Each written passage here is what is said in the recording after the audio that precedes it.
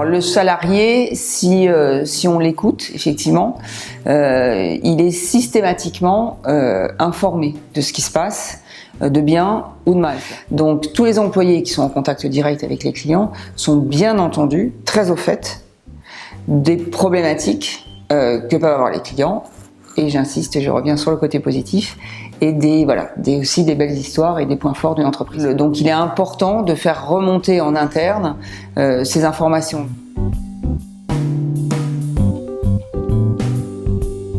D'aller s'assurer que les employés ont bien compris en fait quelle était la promesse client. Ça a été bien communiqué à l'ensemble des employés. Je bosse pour telle boîte, la promesse c'est ça, et je sais comment la délivrer, et on m'a bien informé et on m'a donné les bons outils pour le faire. Et puis ensuite il y a un deuxième niveau qui est de dire, moi employé j'ai bien compris les valeurs de la boîte, mais comment ça donne du sens à moi et comment on me communique dans mon travail de tous les jours. Donc c'est effectivement aller interroger tous les employés pour comprendre comment le client a du sens pour eux et comment leur en donner, et si on s'aperçoit qu'il n'y en a pas, effectivement comment rectifier le tir pour que ça en ait.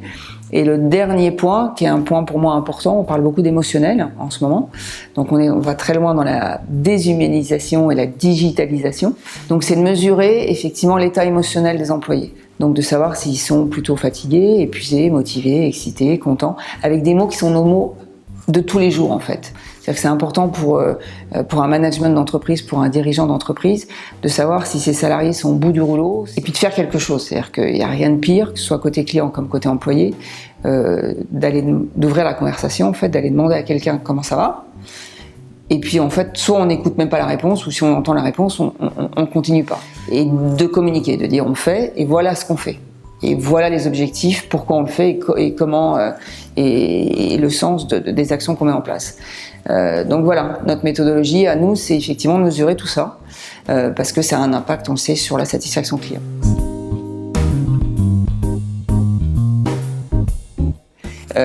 C'est pas forcément ce qui semble le plus évident quand on commence un programme de CX, donc d'écoute client, d'écouter d'abord ses employés en fait. Parce que, comme on vient de le dire, les employés le savent, que ça peut générer de la frustration, de se dire « Ah mais moi je le dis, quoi, ça fait des lustres que je fais remonter ce type d'informations puis on m'écoute pas ». Dans un monde idéal, si on écoute bien ce que dit l'employé, alors soit avec des enquêtes qui sont complètement dirigées sur lui, soit des enquêtes qui sont en fait les enquêtes qu'on envoie aux clients, qu'on peut envoyer aussi aux employés pour dire ben voilà, là nos clients nous disent ça, et sur la même question nos employés ont une autre perception, donc d'analyser ces différences-là, et si on a entre guillemets réglé tous les problèmes que peuvent remonter les employés, soit par ce que disent les clients, donc la voix, ce qu'on appelle la VOCE, la voix du client via l'employé, la voix de l'employé en direct,